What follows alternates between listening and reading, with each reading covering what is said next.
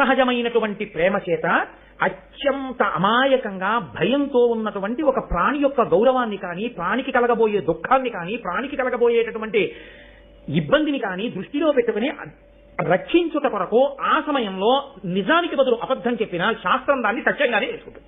నేను ఒక అరుగు మీద కూర్చున్నాను అనుకోండి, ఒక గోవు పరిగెత్తుకుంటూ అలా వెళ్ళిపోయి మా ఇంటి పెరట్లోకి వెళ్ళిపోయి బిక్కు బిక్కు బిక్కు బిక్కుమంటూ ఆవుల మందలో కలిసిపోయి ఎక్కడో గడ్డివాంసాటికి వెళ్ళి నిలబడింది. అటుగా ఆవుని పట్టుకుని చంపేద్దాం అనుకున్నటువంటి కసాయి వాళ్ళు వచ్చారు. పంతులు గారు, ఆవు ఏదైనా ఇలా వెళ్ళిందా అని అడిగారు. ఇప్పుడు ఆవు ఇలా వెళ్ళింది అని నేను సత్యం చెప్పాను అనుకోండి, వాళ్ళు ఆవుని తీసుకెళ్ళిపోయి చంపేస్తారు. ఒక గోవు ప్రాణములు నిలబెట్టడమా, ఒక అబద్ధమాడి గోవు ప్రాణం నిలబెట్టడమా అన్న విషయంలో గోవు ఇలా వెళ్ళలేదు అని నేను చూసి కూడా చెప్పాను అనుకోండి, అప్పుడు నేను అబద్ధమాడాను అన్న దోషాన్ని నా ఖాతాలో వెయ్యరు లేదని చెప్పాను.